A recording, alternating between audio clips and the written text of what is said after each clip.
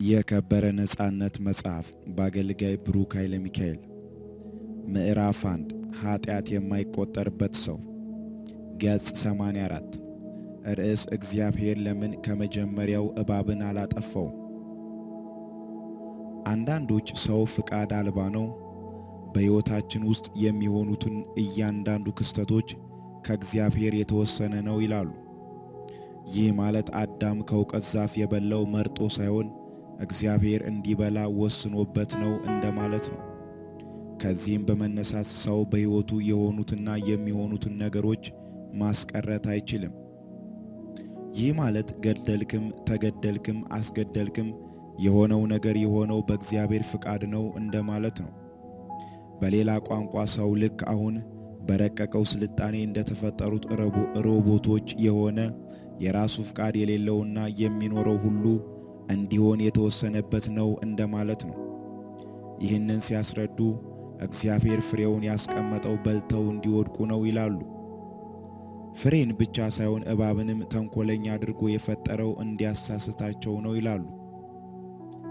በእርግጥ ሙሴ እባብን በእግዚአብሔር ከተፈጠሩ አራዊቶች ሁሉ ተንኮለኛ እንደነበር ይነግረናል በቅንፍ ዘፍጥረት ምዕራፍ 3 ቁጥር 1። ነገር ግን በተቃራኒው እግዚአብሔር የፈጠረው ሁሉ መልካም መሆኑን እንደተመለከተ ይነግረናል በቅንፍ ዘፍጥረት ምዕራፍ 1 ቁጥር 31።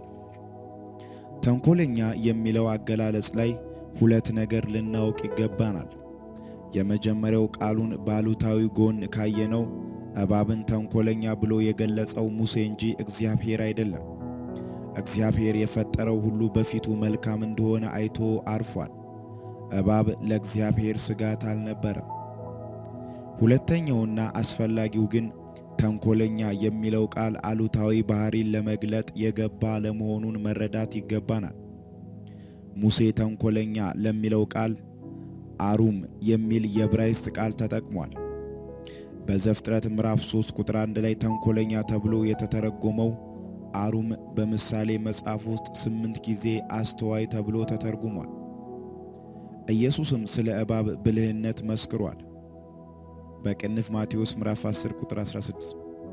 ሙሴ እባብን ወይም አእምሮአችን ተንኮለኛ ያለው እግዚአብሔር ከተናገረው ተቃራኒ የሆነ ሐሳብ ስለሚያመነጭ ነው። ለሰው ሕይወት አደገኛ የሆኑ ከእባብ የባሱ ብዙ እንስሳት እንደመኖራቸው ሙሴ ስለ እንስሳው እባብ ክፋትነት እያወራ እንዳልሆነ ያስረዳናል። ሳይንስ በሰው አእምሮ ውስጥ በቀን ከ60 ሺህ በላይ ሐሳቦች እንደሚነሱ ይገልጻል። እባብ ወይም የሰው አእምሮ ከሚያመጣው ሐሳቦች መካከል ለሰው ውድቀት ምክንያት የሆነው የመልካምና የክፉ ዕውቀት አንዱ ነው። እባብ በመሬት ላይ እንዲሄድ ከተረገመ በኋላ የሰው ልጆች ሕይወት ያለበትን ድንቅ ሐሳብ ለማሰብ የሚቸገሩ ሆኗል። ሳይንስ ሰው በቀን ከሚያስበው ከ60 ሺህ ሐሳቦች መካከል 80% አሉታዊ ሐሳብ እንደሆነ ያስቀምጣል። እግዚአብሔር ለምን እባብን አላጠፋው ማለት እግዚአብሔር ለምን ሰውን ማሰብ የማይችል ግዑዝ አላደረገውም ወይም ለምን ፍቃድ አልባ አላደረገውም ከማለት ጋር አንድ ነው። እግዚአብሔር ሰው በአእምሮ አስቦ የሚጠቅመውን እንዲመርጥ ማስቻሉ ምን ያህል ለሰው ታላቅ ክብር እንዳለው ያሳያል። በእግዚአብሔር ፊት መልካም ያልሆነው የእባብ ሐሳብ ማምጣት ሳይሆን የሰው የእባብን ድምፅ ማመን ወይም ከእባብ ሐሳብ ጋር አንድነትን መፍጠር ነው። የእውቀትን ዛፍ እንደ እውነተኛ በመሬት ላይ የቆመች ዛፍ መውሰድ እግዚአብሔር እንዲወድቁ ፈልጎ ነው ያበቀለው ለሚለው የተሳሳተ አስተሳሰብ ይዳርጋል። ውድ አንባቤ፣ ከላይ ባስረዳሁት መንገድ የእውቀት ዛፍ ምን እንደሆነ ስለተረዳ ከዚህ አይነት አእምሮ ወለድ ሐሳብ አምልጠሃል። አትብሉ ያለው እግዚአብሔር እንዲበሉ ፈልጓል ማለት ከንቱ ወሬ ነው። ዘፍጥረት ምዕራፍ 2 ቁጥር 7 እንደሚነግረን ሰው ሕያው ነፍስ አለው። ነፍስ ያለው ሁሉ ይመርጣል። እግዚአብሔር ሰውን እንደ ሮቦት አልፈጠረም። የሰው ልጅ የሚያደርገውን ነገር ሁሉ የሚያደርገው ፍቃድ ስላለው ነው። እግዚአብሔር ስለ ሰው ሐሳብ አለው። ከሐሳብም አልፎ በሰው ልጅ ሕይወት ውስጥ እንዲሆን የሚፈልገው ብዙ ዕቅዶችም አሉት።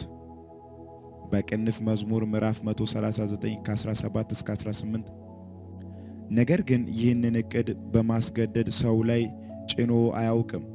መጽሐፍ ቅዱስ ሰዎች ከአዳም በኋላ ይበልጥ ከእግዚአብሔር ዕቅድና ዓላማ እየራቁ እንደሄዱ ይነግረናል። ይህ የሆነው እርሱ እንዲርቁ ወስኖ ሳይሆን እነርሱ በሐሳባቸው ፈቅደው ነው። ሰው በፍቃዱ ከኃጢአት ጋር ተስማምቶ ለሞት ባሪያ ሆነ እንጂ እግዚአብሔር እንዲሞት ስለፈለገ አልሞተም።